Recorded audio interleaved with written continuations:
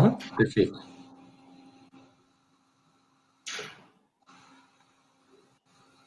Fala pessoal, bom dia, tudo bem? Aqui quem fala é o Felipe, sou Head de Aceleração da UOL. Bem-vindos aí ao nosso primeiro conteúdo da trilha de pré-aceleração online da UOL. A gente marcou para começar às 11, com uma ferramenta nova aí que talvez, né, muitas pessoas não estejam acostumadas a usar. Eu particularmente estou usando ela, são as primeiras vezes que a gente está usando aqui a Webinar Jam. Então a gente vai dar aí mais uns 2 minutinhos aí só o pessoal ir entrando. E antes da gente começar de fato, tá bem? Se vocês quiserem, aí no chat, tá? Já podem ir se apresentando, falem o nome da startup, de onde vocês são, do estágio que vocês estão hoje, enfim, que estão em MVP, já estão com o primeiro cliente, já estão escalando. Acho que é legal da gente compartilhar e também vocês se conhecerem e provocarem um network entre vocês, tá bom? Dá mais 2 minutinhos aí, a gente já começa.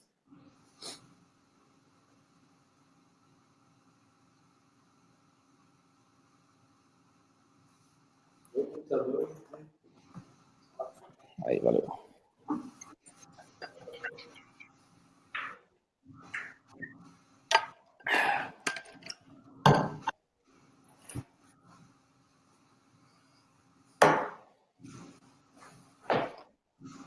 Vamos ver se eu consigo provocar o pessoal a se apresentar. Acho que o pessoal tá tímido. Bora, pessoal, vamos lá. Bora, pessoal. Ó, Carlos, bom dia, Carlos, tudo bem?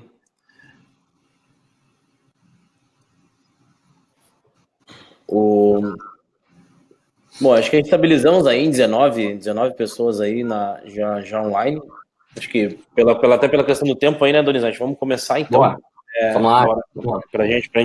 Até pra gente privilegiar quem chegou no horário. A gente gosta de dar isso aí, quem é pontual. Então, pessoal, só para fazer uma introdução rápida, assim, para a gente poder focar aí na experiência aí que o Donizete vai trazer para a gente.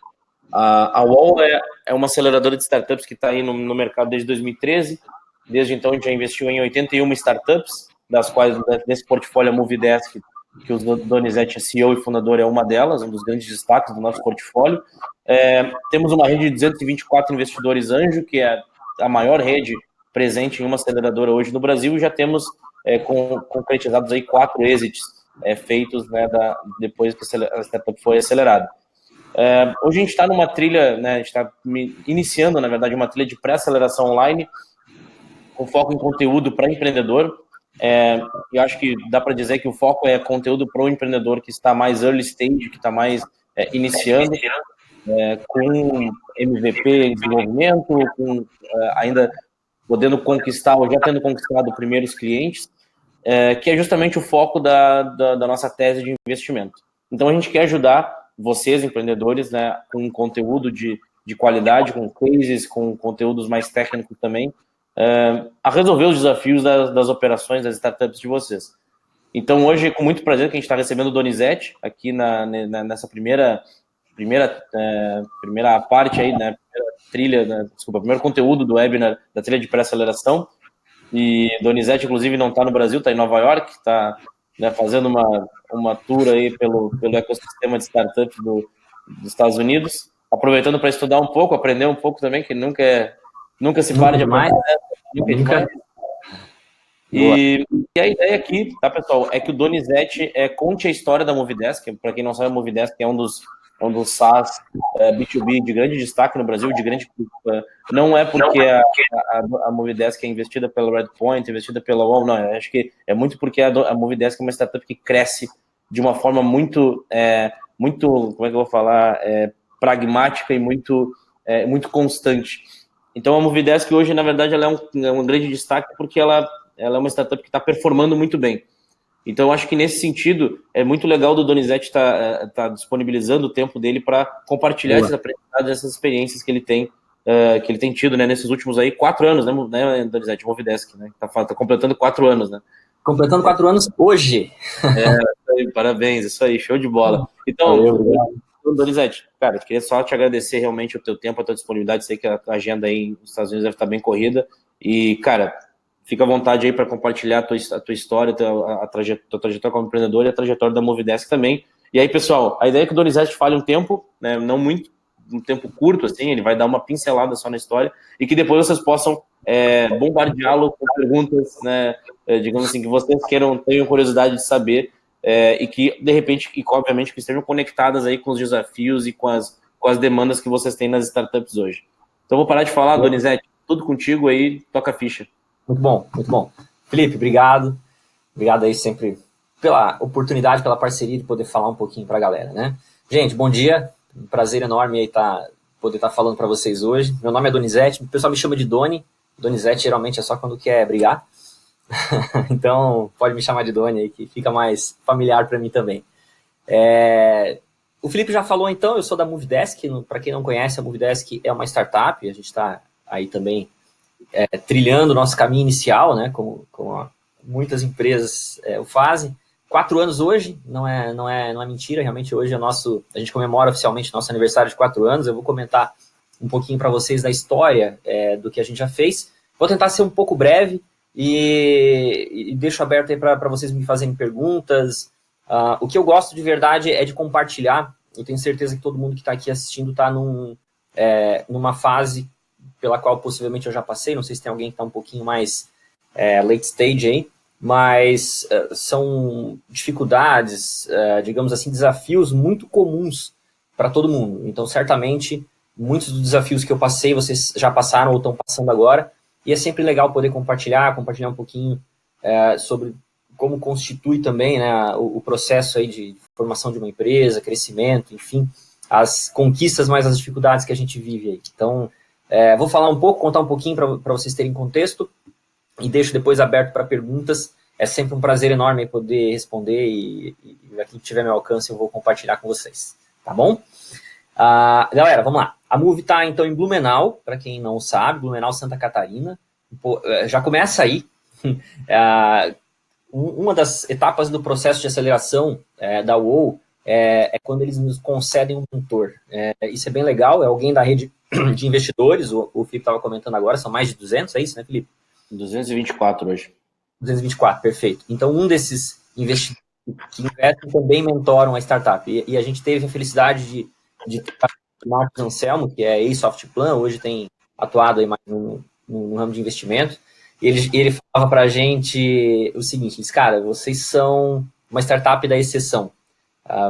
Porque, basicamente, tudo que a gente faz, de alguma maneira, é exceção de alguma forma, começando pelo local onde a gente está. A gente está fora do eixo Rio-São Paulo, Floripa também tem se destacado muito, bem próximo de Floripa, mas distante a ponto de não ter contato diário, né? São 150 km de Floripa. Então, a gente já está fora, digamos assim, do eixo das grandes startups de destaque. Exceção também porque o nosso business, ele traz uma pitada de inovação, mas ele por si só não é inovador. Assim, a gente faz atendimento a cliente. Agora a gente tá indo para um mercado um pouquinho diferente, que eu vou explicar para vocês, mas não é algo que a gente inventou. Então não gosto também de me vangloriar por coisas que a gente não faz, e uma delas é realmente a gente foi no mercado que já existe. Existem players como o Zendesk, como o Freshdesk, que já são bem destacados aí no mercado. Mas, como também diz o Marcos Anselmo, alguma coisa de muito bem feito a gente faz e fez até aqui, porque a gente de fato vem crescendo bastante nesses 4 anos. Hoje nós temos mais de 1.500 clientes, quase 1.600 clientes aí espalhados pelo Brasil e alguns pelo mundo, já muitos utilizando ao redor do mundo, e a gente tem uma adesão muito boa e alguns indicadores bem bacanas que mostram que a gente tem um produto bom nas mãos e realmente tem conseguido fazer um bom trabalho com ele. Mas, voltando um pouquinho aí à história, vou pincelar aqui rapidamente primeiro a minha história como empreendedor e um pouquinho da história da Move. Eu sou jovem, como todo mundo consegue perceber, né, pelo de cabelo, mas a minha carreira começou lá atrás. Eu ingressei no mercado de trabalho bastante jovem, em 2001. Eu iniciei como desenvolvedor dentro de uma empresa que faz atendimento a cliente, mas um processo diferente. Em 2001 não se conhecia SaaS, não se existia o conceito de software as a service como existe hoje. A gente tinha o famoso on-premise, e era uma solução bem mais corporativa. Eu tive a honra, isso eu acredito que me ajudou muito, de poder participar em várias etapas dentro de uma empresa. Então, eu fui desenvolvedor, coordenei o time de suporte, participei em time de sales e mais no final da minha jornada lá, eu era consultor. Como consultor, eu tinha, digamos, o contato diário com o cliente e recebia na fonte, né, que é onde é mais importante, o feedback daquilo que era bom, daquilo que não era bom e daquilo que precisava ser melhorado. Em 2009, quando a gente teve a crise financeira que pegou bem forte aí o Brasil e o mundo, eu me desliguei como CLT, passei a CPJ e comecei, nesse momento, a fomentar mais fortemente uma vontade que eu tinha, que era de empreender. Mas eu achava que eu precisaria fazer alguma coisa que não fosse, de alguma maneira, competir com a empresa na qual eu tinha aprendido, me formado, enfim, eu achava que isso era incorreto. Aí começou algo que eu considero como um erro, um aprendizado, mas que hoje eu aconselho as pessoas a buscar evitar, que é tentar fazer coisas nas quais você não é bom, nas coisas nas quais você não domina. É muito difícil você conseguir criar um business em alguma coisa que você não tem conhecimento, que você não tem algum tipo de know-how. E eu aprendi isso após, entre 2009 e 2012, tentar vários tipos de negócios diferentes, desenvolver software para várias categorias das quais eu não tinha a menor ideia. E em 2012 eu cheguei à conclusão que não iria ter sucesso nessa jornada porque eu estava fazendo alguma coisa na qual eu não era bom. Dentro de um processo de reflexão, aquilo que já era óbvio, na verdade, veio à tona de que o que eu era bom, o que eu sabia fazer é atendimento a cliente. Então era o nicho, o segmento de mercado que eu conhecia. Então em 2012, exatamente em 2012, eu decidi largar a minha atuação nessa empresa, mudei de áreas, fui para uma outra empresa e comecei aí sim fazer o que hoje é o Movidesk. Então, a gente está falando aqui em 4 anos, vamos dizer, pô, mas 2012 é mais 4 anos. Na verdade, em 2012, eu iniciei o produto com 2 outros sócios na época, logo eles existiram. Então, 2012, mais ou menos em agosto, setembro, os caras abandonaram. É muito difícil empreender, eu tenho certeza que todo mundo que está aqui sabe disso.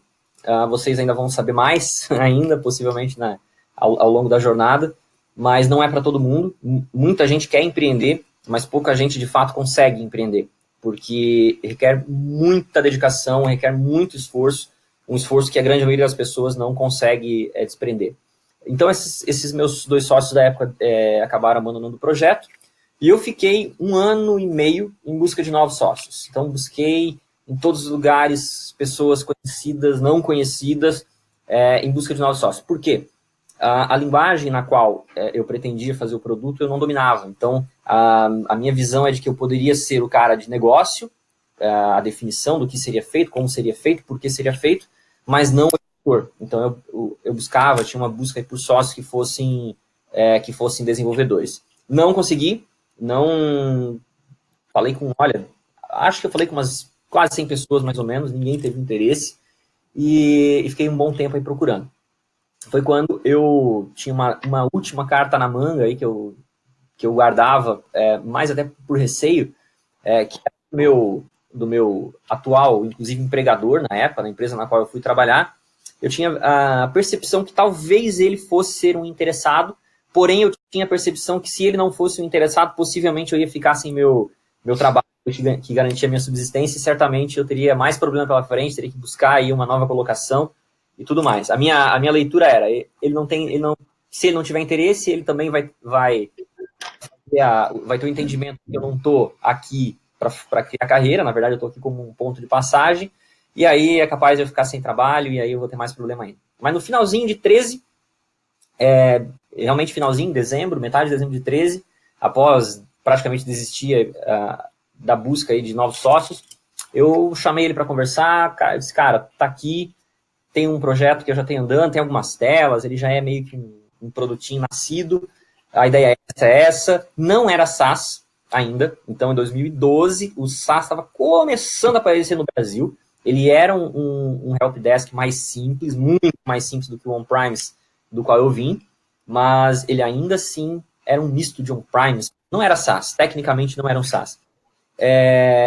Mostrei o produto, expliquei a ideia, ele gostou, ele aceitou participar, a empresa dele na época também não era uma empresa que tinha uma projeção muito grande pela frente, enfim, já estava de alguma forma estagnada, ele estava um pouco infeliz, queria conquistar alguma coisa um pouco maior, e rapidamente aceitou, disse, cara, vamos lá, e é isso aí. Eu pedi na época uma grana, ele colocou uma grana, e eu recomecei o produto com mais um sócio, mais um terceiro, aí sim eu consegui alguém, após ter esse capital, a gente chamou uma pessoa para a sociedade, que era o Reinaldo, para fazer o desenvolvimento do produto. Então, em janeiro de 2014, a gente recomeçou, e aí a decisão foi na seguinte, cara, a ideia é boa, ok, mas vamos recomeçar, porque não é SaaS. Aí em final de 13, início de 14, estava claro o que é SaaS, inclusive tecnicamente, o que é um produto SaaS e o que não é, e a gente entendeu que tecnicamente não era, e tomou a sábia decisão na época, apesar de ter jogado fora aí alguma parte do produto, a gente tomou a sábia decisão de recomeçar, e aí sim fazer um SaaS. E aí, meus amigos, aí a coisa começou a ficar a coisa começou a ficar pegada. Por quê? A grana era curta, essa grana que eu tinha pego dele na sociedade. A gente começou a fazer o produto em janeiro de 2014. Trabalhamos praticamente todo o ano de 2014 fazendo o produto. Eu, nas minhas horas, trabalhava durante o dia lá e à noite, final de semana, me dedicava ao projeto. O Reinaldo, que era o sócio desenvolvedor, ele se dedicava full time ao projeto, consumindo esse capital que o Edson, não falei o nome dele, o Edson, que é o sócio atual, tinha colocado. E, basicamente, em dezembro de 2014 acabou a grana. E aonde que a gente estava com o produto?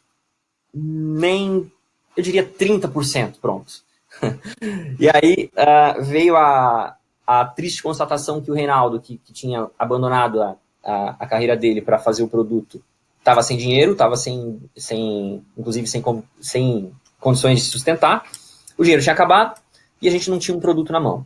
A decisão ali era ou a gente abandona ou a gente larga, o que na minha cabeça jamais foi um ponto de cogitação, ou agora a gente faz uma estratégia kamikaze. Foi o que a gente fez. Em 2015, nós trabalhávamos basicamente das 8 da manhã até as 2, 3 horas da manhã do dia seguinte, ininterruptamente, aos sábados, domingos, feriados, Natal, Ano Novo, Páscoa. Não teve família, não teve amigos, não teve... Foi uma parte bastante difícil. E aí eu gosto de sinalizar com uma segunda dica que eu trago para quem está empreendendo. É muito difícil você conseguir ter êxito num empreendimento se você não faz aquilo que você de fato gosta, aquilo que você de fato é apaixonado. Por quê? Quando você faz alguma coisa por amor, fica fácil você se dedicar várias e várias horas do teu dia fazendo aquilo. Porque se você não faz por amor, você faz possivelmente por grana. E grana é o que não existe, o que não tem nessa etapa da jornada. Então você não... Aliás, dinheiro nem sei onde é que ele vai aparecer ainda. Mas então, assim, é difícil, é bastante difícil, mas era uma coisa da qual eu gostava. Eu trabalhava durante o dia, então, nessa empresa. À noite, final de semana, o meu hobby era... E aí, nesse meio tempo, também aprendi a programar naquela linguagem, caí de cabeça na construção. Então, meu hobby era sentar na frente do micro e ficar até tarde da noite programando. Gera bastante desconforto na família, porque na época eu fui pai, então é bastante difícil você praticamente abdicar da primeira infância do teu filho, mas são decisões, são digamos assim, é o lado difícil de empreender que eu sempre falo, que as pessoas às vezes acabam não vendo, né? Então, 2015 foi bastante difícil, porque o dinheiro acabou, o Reinaldo foi morar de favor na casa do pai dele, numa situação de quase necessidade aí, não passou fome, porque realmente estava lá junto com os pais, uma pessoa de 40 anos, tá? Então, observem que morar com os pais é uma coisa, morar com os pais aos 40 anos sem dinheiro é outra, sem capital, sem nada, né? Então, é bastante diferente. Mas o fato é que a gente não desistiu, aonde a coisa apertou, a gente baixou a cabeça e trabalhou muito. Em 2015, em dezembro de 15, a gente tomou a decisão de, cara, esse produto está pronto para ir para o mercado. O que acontece?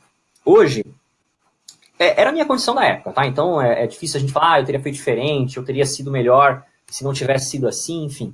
Mas a gente fez algo que ninguém recomenda hoje em dia, que é o quê? Você pegar 2 anos da tua vida e fazer algo sem mostrar para ninguém.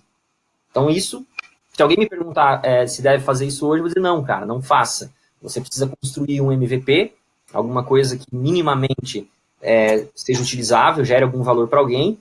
Você precisa achar clientes, colocar no mercado, entender se você tem product market fit e trabalhar evoluindo esse teu produto com base nos feedbacks dos clientes, de quem está usando e quem está se dispondo a pagar por ele.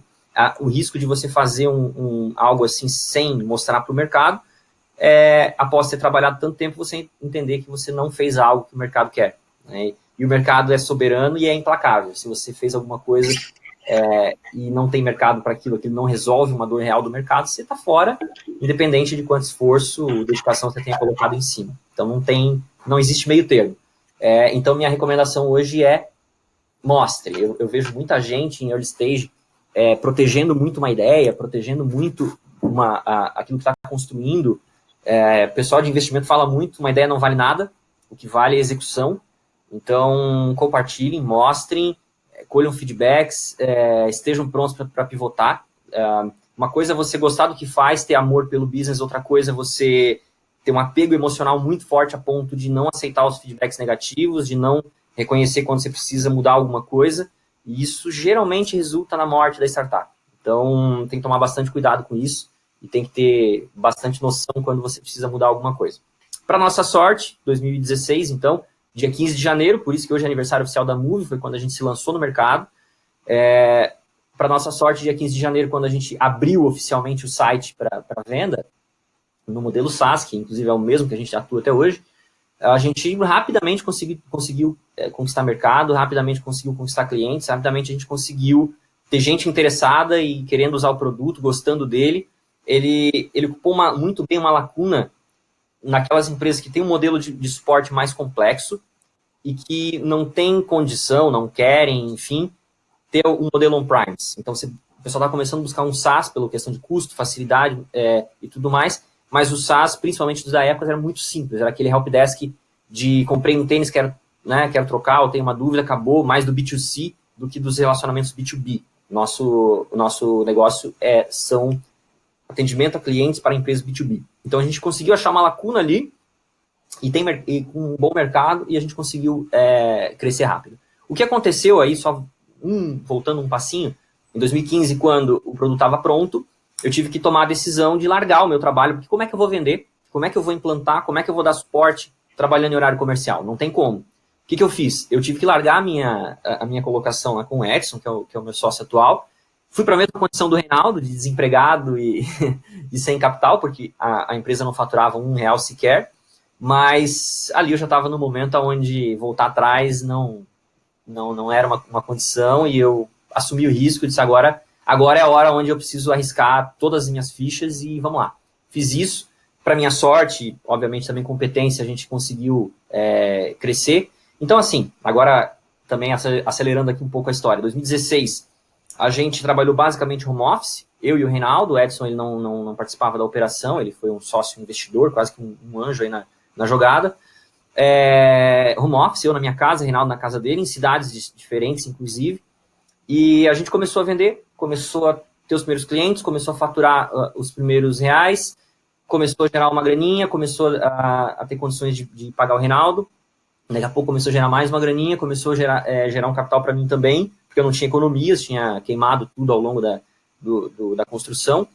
E no final do ano a gente conseguiu aí ter mais uma graninha e conseguiu alugar uma sala em Blumenau. Então, a nossa história como empresa, local físico, começou em agosto de 2016, e lá em novembro a gente conseguiu contratar a primeira colaboradora, está com a gente até hoje, a Heloísa, uma dev extremamente competente e arrojada, por que não? Porque largou um trabalho super estável para arriscar com 2 malucos lá dentro de uma salinha e 2 cadeiras e 2 mesas, e vamos ver o que esses caras estão fazendo. Vou apostar aqui também. Está com a gente até hoje, inclusive está de licença maternidade, mas é alguém que sempre acreditou e apostou muito na Moove. Então, assim, outro ponto também da nossa jornada é um pouquinho diferente. A gente foi buscar aceleração um pouquinho mais tarde do que normalmente as pessoas procuram. Então, a gente terminou 2016 com 100 clientes na base, a gente terminou 2016 com um MRR já relevante, a gente terminou 2016 com 2 pessoas no time, além de mim e do Reinaldo, né? E em 2017 é que a gente tomou a decisão de, cara, a gente precisa acelerar. Na nossa cabeça, acelerar era um conceito um pouco confuso. Eu não sei como é para vocês, se vocês têm ideia do que é. Na minha mente, assim, acelerar, nem sei o que era, mas era uma coisa assim... A gente ouve muito a questão de, vou acelerar, você vai entrar num processo onde agora é só crescer, é só expandir. Não é bem assim, não sei se o Felipe vai concordar ou discordar de mim, mas a aceleradora tem 2, 3 aspectos fundamentais, mas o mais importante, na verdade, é você e teu negócio. Se você não tem um negócio bom e com potencial, acelerar não adianta de nada. Por isso até que a UOL tem um processo tão rígido aí de identificação, de prospecção das startups, porque não basta colocar uma grana, não basta ter um mentor, você precisa também ter um time bom, principalmente um time, né, Felipe? Eu acho que time é o principal elemento, e precisa ter uma, pelo menos, ideia, né, algo que tenha uma boa projeção aí de conquistar bem o mercado. Mas acelerador eu vejo hoje mais como uma caixa de ferramenta, cara. Você tem lá numa caixa de ferramenta um alicate, um martelo, uma furadeira. Sem um alicate você não consegue, ou sem um martelo você não consegue botar um prego, é muito difícil. Mas se você tiver um prego e não pegar o alicate, o martelo da tua caixa e usar ele da forma correta, não adianta de nada também. Ou seja, não é a aceleradora que faz pela startup. A aceleradora é uma ferramenta que vai te ajudar muito a conseguir alguma coisa. Mas no fim das contas, é você, é o empreendedor, é a empresa que precisa ter a ação, né, a autonomia de ir lá fazer, tomar as decisões, tomar as atitudes e fazer acontecer. Então, gente, agora, resumindo aqui, 2017, a gente acelerou pela UOL, terminou o time com mais ou menos umas 15 pessoas, terminou o ano com umas 15 pessoas no time. A gente cresceu 5, 6 vezes, praticamente, em 2017. 2018, a gente buscou um investimento round seed, então posso falar um pouquinho para vocês também sobre investimento, é algo bem importante aí. A gente conseguiu um round seed, a gente se mudou, a gente saiu daquela salinha, foi para um coworking, ocupou todo um andar de um coworking, terminou o ano com mais ou menos umas 40 pessoas, cresceu novamente umas 7, 8 vezes. 2019, a gente se mudou novamente, quem tiver curiosidade, quiser dar uma olhadinha no YouTube da Movidesk, tem um vídeo aí da nossa mudança. Então esse ano passado a gente mudou novamente. Todo ano, então, foi uma mudança e uma captação, basicamente. Fez parte da nossa história. Então, a gente veio para um galpão, o Felipe está mandando o link aí para vocês podem ver depois. Mandei o link, né? Legal. A gente captou novamente, fez um round Série A com o Redpoint, super respeitado. E a gente teve essa mudança novamente, terminou 19 com 110 pessoas no time, mais ou menos, 120. E hoje a gente está com 150 pessoas. Ano passado a gente cresceu, fez um triple. Quem conhece a Blitzscaling, quem não conhece, fica a dica de leitura, vale a pena. Não é muito por stage, mas são conceitos interessantes. O Reid Hoffman, que é o founder do LinkedIn, criador do Blitzscaling, ele tem uma teoria, não é teoria, mas uma constatação que as empresas de grande crescimento, aquelas de crescimento exponencial relevante, elas seguem um certo padrão, elas levam até 2 anos para alcançar 2 milhões de ARR, faturamento anual, né? Depois de alcançar 2 milhões, ela vai triplicar no ano seguinte, triplicar no seguinte, depois ela duplica. Então, triple, double. Com isso, você construiu um unicórnio. Então, você chegou a 2 milhões, triplicou, foi a 6, triplicou, foi a 18, duplicou, foi a 36, duplicou 72, duplicou de novo 144 de ARR, com valuation aí de 6, 7 vezes, você tem uma empresa com valuation de 1 bi, ou seja, um unicórnio. E a gente segue, a gente já chegou a 2 milhões, fez triple, e esse ano é um ano de double, apesar de ser do múltiplo de o desafio é muito maior, porque você precisa construir em um ano o mesmo que você construiu em 4, 5 anos passados, mas desafio é o que move, desafio é o que faz uma startup crescer. Sem desafio você não vai a lugar nenhum. E a gente está aí, tá bastante animado, está expandindo a nossa atuação. Hoje a gente está deixando de ser só uma solução de helpdesk, a gente está atuando também com Customer Success, que é o CS, que é a parte proativa do relacionamento com o cliente, e a nossa ambição, nossa visão é criar uma plataforma que de alguma forma resolva todos os pontos de interação com o cliente. Então, essa é a nossa visão de longo prazo. Como o Felipe falou, eu tô em Nova York essa semana, eu vou ficar, na verdade, 1 mês e meio aqui, acabei de chegar, fazendo 2 coisas que uma startup acelerada precisa fazer. Então, isso até digamos assim, tem um certo simbolismo nisso. Eu estou aqui estudando, Você nunca pode parar de estudar, nunca, porque senão você é engolido, você fica para trás. A velocidade com que o business cresce é muito maior do que a tua velocidade de evolução pessoal. Então, você precisa correr muito atrás para estar na mesma página. Então, estou aqui estudando, melhorando meu inglês, enfim. E eu estou fazendo funding, que é uma coisa que todo CEO, todo empreendedor que opta pelo caminho de aceleração, então atenção nisso também, após entrar nesse mundo, você está eternamente fazendo funding. A gente acabou de captar, fazem 6 meses, mas o trabalho de captação, então estou fazendo raising aqui de uma série B, e aí já possivelmente com fundos americanos, esse trabalho é muito longo. Você não adianta você achar, agora eu preciso de dinheiro, então agora eu vou atrás. Cara, se você precisa de dinheiro agora, você tem que ter começado esse relacionamento 1 ano atrás com o fundo, 1 ano atrás com alguma coisa, acelerador, enfim. Então, a gente precisa tá sempre correndo atrás. Então, acabamos de captar, eu aqui como CEO já estou correndo atrás de novo, já estou conversando com o investidor, estou na mesa, estou apresentando o deck. Não sei se vocês já tiveram a oportunidade de fazer um pitch, eu acho que é bem importante vocês terem um pitch do business de vocês, treinar isso. Se quiserem entrar na UOL, não quero fazer o jabá aqui, mas uma aceleradora que eu recomendo bastante. Treinem, o pitch é na frente de uma galera, 100 pessoas mais ou menos, né, Felipe? É um teste de coração. 100 investidores.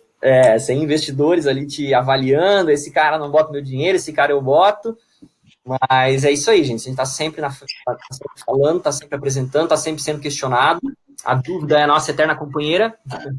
Então, são pontos aí que vão acompanhar, eu imagino, pelo que eu acompanho também, empreendedores à nossa frente. É uma eterna companheira e a gente tem que aprender a lidar com isso e tem que, de alguma maneira, se tornar bom nisso e fazer bem feito. Então, galera, de uma história resumida e não tão resumida assim, falei quase meia hora, essa é a história da Move, tem muito mais história aí nessas entrelinhas, mas basicamente é isso. E eu queria deixar aí para perguntas, eu acho que vocês devem ter perguntas, devem ter pontos que não ficaram muito claros, então quero abrir um espaço aí para vocês mandarem as perguntas para vocês. Show de bola, Donizete. Uma história, sempre um prazer ouvir essa história aí, que essa história é muito rica em aprendizado, muito legal, e é uma honra para nós aí fazer parte dela. Pessoal, acho que a ideia agora é vocês fazerem perguntas aí para o Donizete, né? Aproveitar o tempo dele aí, a gente ainda tem uns 10 minutinhos aí para a gente poder usar do Donizete para trocar ideias, perguntar como é que foi em tal momento, em tal situação, em tal desafio que ele vivenciou na Movidesk. Óbvio que ele não vai conseguir aprofundar tudo em 20, 30 minutos aqui. Então, o que vocês quiserem saber, acho que vocês fiquem à vontade de perguntar no chat mesmo, e eu reproduzo a pergunta para ele, para a gente ter uma mediação, assim. Não sei se alguém... Tô vendo aqui, Felipe, um comentário do Gabriel, dizendo que é legal a história, parecida com a dele, né? Só que tá na fase de largar emprego, sem grana, filho recém-nascido, para dedicar 100% à startup. Bem parecido com a tua situação mesmo lá atrás. As histórias se repetem, né? Gabriel, eu não tô dizendo assim que é a decisão certa a ser feita, ela é muito arriscada, às vezes ela é até imprudente, e às vezes nem sempre é o caminho certo a seguir. Então, às vezes, você precisa trabalhar um pouco mais para garantir a subsistência da tua família, enfim, amadurecer um pouco a ideia. Então, existem mais formas de fazer a coisa certa, né? Não só um caminho. Então, é algo que você precisa avaliar dentro do teu contexto, né? Você pode muito bem largar tudo com um filho pequeno e ter um grande problema e aí a tua cabeça sair do alinhamento que deve estar, a gente precisa ter muita cabeça no lugar para empreender, e aí você não conseguir sair do chão e não conseguir fazer o teu negócio decolar. Então, foi a minha história, não necessariamente precisa ser a tua, acho que você precisa ponderar muito bem aí todas as variáveis, o teu contexto de vida, enfim, mas para mim funcionou, talvez para você funcione também, mas só quero deixar aberta a reflexão aí para você avaliar com carinho. Legal, boa, Donizete. Acho que temos ótimas dúvidas ali também. Boa. O Wellington falou qual foi a maior lição aprendizado que você poderia compartilhar que deve ser evitado em early stage. Tem vários, cara, tem vários. Essa questão que eu falei de esconder demais a ideia, de você trabalhar muito num produto sem trazer a público, né? cuidar um pouco principalmente quando for falar com o investidor. Às vezes eu vejo o pessoal muito early stage, a gente precisa sonhar, a gente é um sonhador eterno, mas às vezes o pessoal muito fora da realidade, ou de um contexto que parece execuível. Então, tentar buscar criar uma história, quando for conversar com o empreendedor, você precisa mostrar de alguma forma que você é capaz de executar aquilo, que não é... Ideias boas, existem várias. Agora, como que você executa isso? Por que você consegue executar? Então, são questões bem importantes, cuidar bastante com a... Às vezes a gente sonha demais e acaba parecendo fantasioso, e aí certamente o investidor não vai querer buscar. E o mais importante ou importante, buscar networking, se relacionar, uma aceleradora muito nisso, só que tem em mente que se você entrou nesse modelo de empresa investida, você está sempre em alta velocidade, nem sempre isso é bom, não é todo mundo que gosta disso. Um detalhe, por exemplo, o Reinaldo hoje não faz mais parte do nosso quadro societário, ele foi uma pessoa que entendeu que não é o que ele queria para a vida dele. Então a gente às vezes, quero empreender, a gente olha para o empreendedor, tende mais a pensar que, cara, isso aqui é não ter chefe, é poder fazer o que quer. Cara, você tem, hoje eu tenho 1.500 chefes, que são os nossos 600. Eu sou investido, então eu tenho board, eu não tenho autonomia para fazer um monte de coisa. Então, assim, não é bem assim como as pessoas pensam. Então, ser investido quer dizer que você vai ter sócios que vão ajudar a tomar decisão, sócios que estão ali. Eu estou sendo bem honesto, tá? Então, quando você tem um investidor na mesa, a aceleradora não é tanto o caso, mas principalmente os fundos, eles estão ali para ganhar dinheiro. São fundos de investimento. Eles não têm, eu quero me aposentar nesse business. Eles estão ali para fazer um exit em algum momento. Então, você precisa ter consciência disso, saber que aquilo são negócios e que você vai precisar trazer o retorno que aqueles investidores esperam e tocar o negócio de forma acelerada. Então, é uma decisão importante. Muitas pessoas entendem que não é o que as pessoas querem para a vida, que quer mais um negócio, digamos, para deixar para o filho, para tranquilidade. Não é o caminho, esse modelo de empresa investida que eventualmente precisa ser buscado. Legal. Temos várias dúvidas aqui, Donizete, até vamos tentar dar uma condensada aqui. Eu vou pegar dúvida do Guilherme e do Kurt aqui, que tem alguma relação, que o Kurt pergunta algumas dicas de estratégia de lançamento de MVP, e aí eu acho que tu já pode entrar aí no ponto que o Guilherme trouxe, que é como é que foi a captação dos primeiros clientes, né, a captação dos clientes no início da empresa, logo após o lançamento do produto, se pudesse tocar nesses dois pontos aí. Tá, vamos lá. A captação foi bastante simples. A gente usou o Google AdWords, o site, colocou no ar. Eu sempre tive muito cuidado, mesmo quando estava trabalhando de casa, para parecer uma empresa grande, uma empresa séria. As pessoas não sabiam que eu estava da minha casa e o meu sócio da casa dele. As pessoas achavam que a gente tinha um time, que a gente se comportava de uma forma muito profissional. Eu não estava enganando ninguém, mas eu estava passando a imagem de uma empresa profissional desde o dia 1. Isso é muito importante. Se as pessoas entendem, percebem que você não tem maturidade, estrutura, não é algo confiável, certamente elas não vão investir o dinheiro, principalmente quando é B2B, né? Então, a nossa estratégia foi a mesma de hoje, foi Google AdWords. Eu vendia, eu implantava, dava suporte, programava, enfim, mas as pessoas achavam que era uma empresa, digamos assim, já estruturada. Então, basicamente, essa foi a nossa estratégia. Sobre go-to-market, eu não sou um grande especialista, não sou um cara de produto. Se fosse um grande especialista, não teria feito o que eu fiz, na verdade, né? Mas existem várias e várias estratégias. Desde uma landing page, você pode criar. O que assim, bem rápido, mas só para deixar claro. MVP não é lançar qualquer porcaria, é Minimum Viable Product. Ou seja, o produto tem que ser viável. Então as pessoas acham que MVP é fazer uma tela sem botão.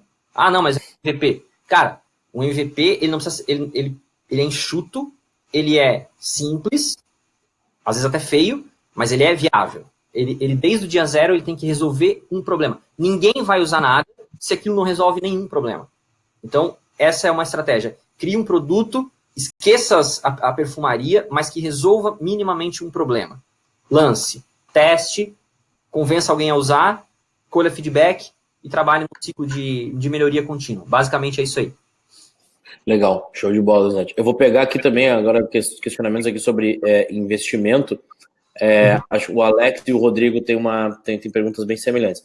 O Alex pergunta: o que tu levou em consideração e não abriu mão, né, ao buscar o investidor. Uhum. E aí e aí o Rodrigo traz a questão da Série A. Qual foi o principal critério para tomada de decisão para ir buscar uma Série A? Se foi faturamento, crescimento, enfim. Tá. Assim, ó, quando você busca investimento, você precisa buscar grana, óbvio, mas você precisa buscar smarts. Você precisa buscar parceiros que vão te ajudar. Eu tomaria muito cuidado com buscar investidores que não são profissionais. Tem pessoas que encaram, eu já vi pessoas encarando o investimento como um empréstimo.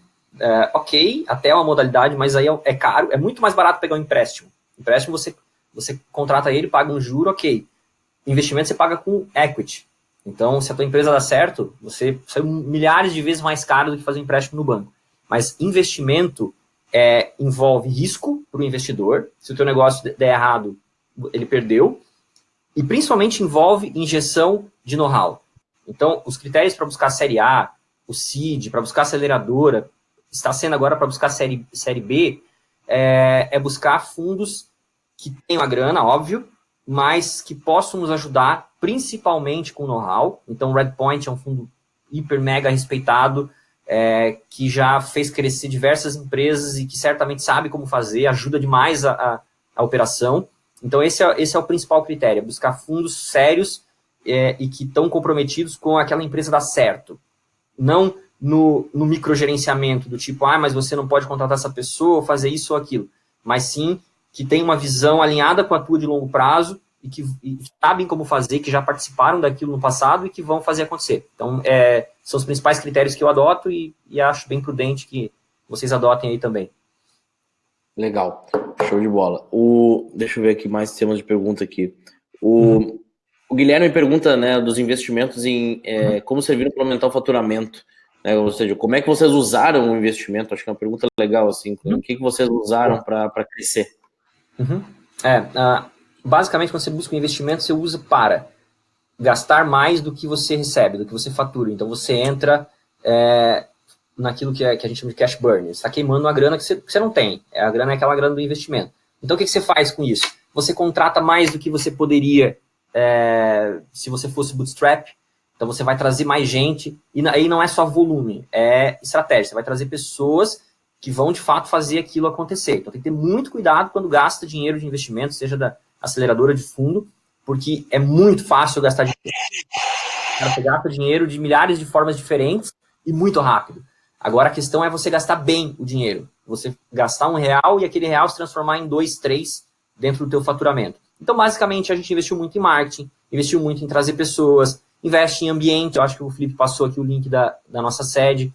A gente sempre cuidou muito disso. Desde a nossa primeira salinha, ela era digna, ela era um espaço bom, onde as pessoas gostavam de estar, gostavam de passar tempo, e isso faz bastante diferença. Então, basicamente, é aí que a gente gasta a nossa grana, e é aí que você precisa se preocupar. Trazer gente boa, traga gente melhor do que você, traga pessoas que vão te ajudar a te levar para o próximo passo.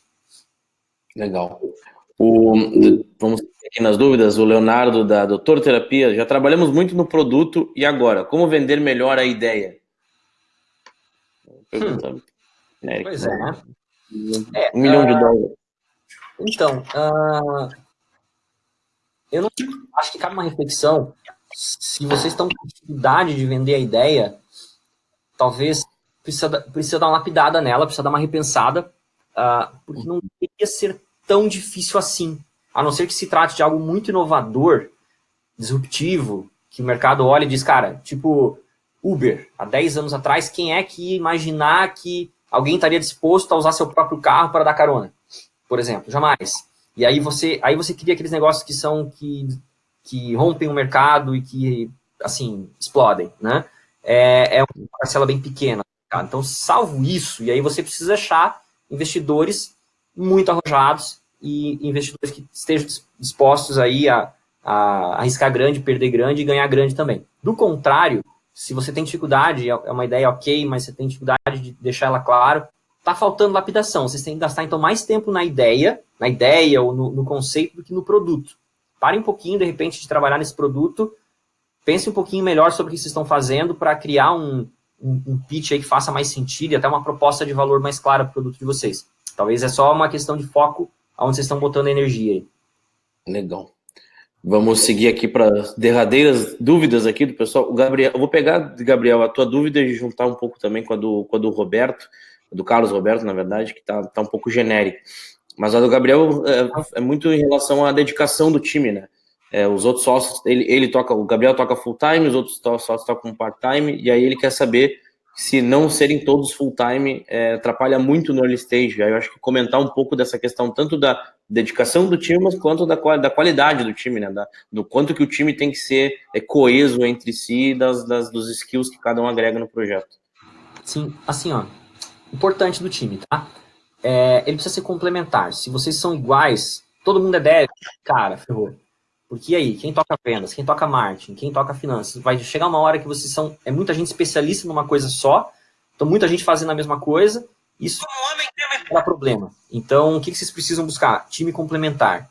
Tem problema de alguns serem full-time e outros não? Não. Desde que fique claro. A partir do momento que metade do time olha para o lado e diz, cara, essa galera não está se dedicando, eu estou me matando e aqui o pessoal não me ajuda, cara, parou, vocês têm que rever, vocês têm que ter uma conversa séria e mudar isso. Agora, não, tá claro que, por exemplo, como eu citei, o Edson, no início, não estava no business. Isso era combinado, isso era alinhado.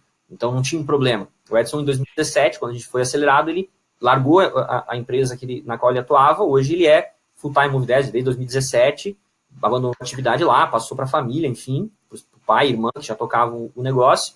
E hoje, ele é 100% Movidesk. Teria tido problema se o combinado fosse dele fazer determinada coisa e ele não tivesse feito, e eu ali ralando das 8 da manhã às 3 da manhã olhasse para o lado e falasse, cara, esse cara aqui está em outra dimensão e não está ajudando. Então tem que tomar cuidado com isso, não tem problema em alguns serem part-time, outros não. Agora tem problema se isso não for combinado. Geralmente o que não é combinado custa caro. É isso aí. Indo para a última dúvida do Fernando, que aí eu não sei, Fernando, me esclarece aqui, como foi o processo de pré-aceleração com a UOL e quais foram as etapas? Aí eu poderia falar, obviamente, do processo da pré-aceleração. A UOL, na verdade, não tem pré-aceleração, tá? A Movidesk que participou foi do processo de aceleração mesmo. A Movidesk foi investida, recebeu grana e recebeu toda essa parte de mentoria, né, de smart money que a UOL agrega. Mas eu acho que é legal o Donizete falar da perspectiva do empreendedor. Como é que foi esse processo com a UOL, Donizete, para a Movidesk em termos de crescimento? Mas teve, Felipe, assim, a gente antes da UOL, isso talvez até interessante que a própria UOL acaba não tendo essa percepção, mas antes da UOL a gente participou do processo de várias outras aceleradoras e foi reprovado, várias outras. Quando a gente inscreveu na UOL, eu lembro inclusive que foi você mesmo, Felipe, foi um processo que o Felipe nos ajudou a fazer o deck. Não sei se você lembra disso, mas na verdade, mas talvez não seja mais, mas o que acontece? Então, houve uma ajuda desde antes a gente ser investido. Então, eu lembro que o nosso deck era horrível, era horroroso. O Felipe foi lá, deu algumas dicas, ajudou a gente a construir. E eu tenho quase certeza que a gente não teria passado se eu tivesse ido direto com o meu deck embaixo do braço e apresentado para os 100 investidores. Então, eu lembro que a gente teve até uma aulinha ali de como apresentar, enfim. Então é um processo bem legal, assim, o processo de aceleração acho que mudou um pouco, né, Felipe? Não é mais, a gente ia a Porto Alegre todo mês, parece que agora está um pouquinho diferente. Felipe pode falar isso melhor do que eu. A gente acaba não acompanhando tão de perto a evolução, né? Mas é um processo muito bom, é um processo de aprendizado, é um processo que você precisa se doar, precisa se dedicar, mas que no fim das contas vale a pena. E principalmente o networking, a ponte que a UOL fez da Movidesk com fundos de seed foi fundamental para a gente conseguir captar novamente e abrir um novo round. Legal. É bem isso assim, Donizete. Acho que o ponto que o Fernando queria saber justamente era como é que tu entrou, né? Acho que como é que foi a experiência do processo seletivo. O processo seletivo já já ajuda a startup em diversos pontos, né? Tanto na parte de deck, como na parte, né, de ajudar o empreendedor a pensar um pouco melhor em vários aspectos do negócio. Então, assim, Fernando, respondendo a tua dúvida, a Movidesk entrou na UOL, aí falando da perspectiva da UOL, porque é um SaaS B2B, ou seja, o SaaS B2B está muito dentro da nossa tese de investimento, porque a gente tem como apoiar muito bem esse tipo de modelo de negócio, e a Movidesk estava crescendo, ela estava apresentando uma curva clara de crescimento há alguns meses, né, desde quando ela começou. Então a curva de crescimento era clara, e o time parecia ser o time correto, né, o time certo para entregar o plano arrojado de crescimento que eles tinham lá, que eles apresentaram para a gente. Então, acho que, te respondendo a pergunta, assim, Fernando, acho que foram duas coisas. A questão do track record, né, dos empreendedores, né, tudo que eles já tinham feito, e a história e a experiência, e o crescimento do negócio. O crescimento do negócio também estava bem comprovado para a gente.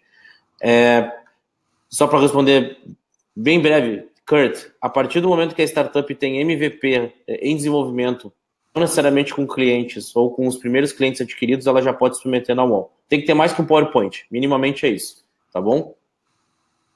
Então, assim, pessoal, eu sei que o papo tá bom aqui, eu queria muito que a gente pudesse continuar a conversa, mas eu quero liberar o Donizete aí para ele continuar a busca por novas rodadas de investimento, né? Porque isso para o UOL também faz sentido, né? A gente tá, e obviamente também liberar o Donizete aí para as outras atividades aí, né? Tu comentou que está estudando, enfim, então não dá para abusar muito. Abusar um pouquinho só não é demais, mas agora a gente acha que é melhor a gente encerrar e aí depois as outras dúvidas vocês podem me contatar, tá? Eu vou deixar aqui meus contatos, pessoal. Eu só queria deixar um último recadinho aqui da paróquia, né, que a gente chama. Assistam esse vídeo da Movidesk, que eu acho que está muito legal. Acho que esses 4 anos da Movidesk são anos que são, sim, de um crescimento, aprendizado, é um grande case, acho que, do ecossistema. Acho que é legal vocês conhecerem, né, um pouco mais a fundo. E eu vou deixar aqui também o link de inscrição para o nosso próximo webinar, que é amanhã às 5 da tarde. Um webinar sobre Customer Success. Inclusive, Donizete, quem vai ministrar o webinar é o Lui. Né, o Lui que trabalhou na Movidesk durante não perco, galera, anos. Mais o Lui é espetacular. Vocês vão gostar muito. E então eu deixo ali esses 2 links para vocês aí por final, né? Um vídeo da Movidesk e inscrição para o nosso próximo webinar aí, que já rola amanhã. Boa. A gente está à disposição, tá, pessoal? Meu e-mail está aqui, se vocês quiserem saber mais sobre o UOL, como aplicar, enfim. E, por final, eu queria agradecer a presença de todo mundo aí, né? Nesses 50 minutos aí que a gente já está conversando aqui. E, Donizete, principalmente aí, cara, muito obrigado pelo teu tempo aí. Sei que a agenda, né, deve estar corrida. Poder o give back aí, ajudar a galera, tudo no LinkedIn. Isso aí. Fazer pergunta. Às vezes demora um pouquinho para responder, a vida é um pouco corrida, vocês vão aprender isso também, mas gosto de retribuir um pouquinho, porque a ajuda que a gente recebeu lá atrás foi fundamental para a gente conseguir crescer e chegar onde está hoje. Então, se eu puder ajudar alguém a ser um pouquinho melhor, eu já fico feliz. Maravilha, Donizete. Muito obrigado mesmo pelo teu tempo. Pessoal, de novo, obrigado pela presença de todos aí e até amanhã no próximo webinar. Um grande abraço. Valeu. Falou, abraço. Valeu, gente. Tchau, tchau.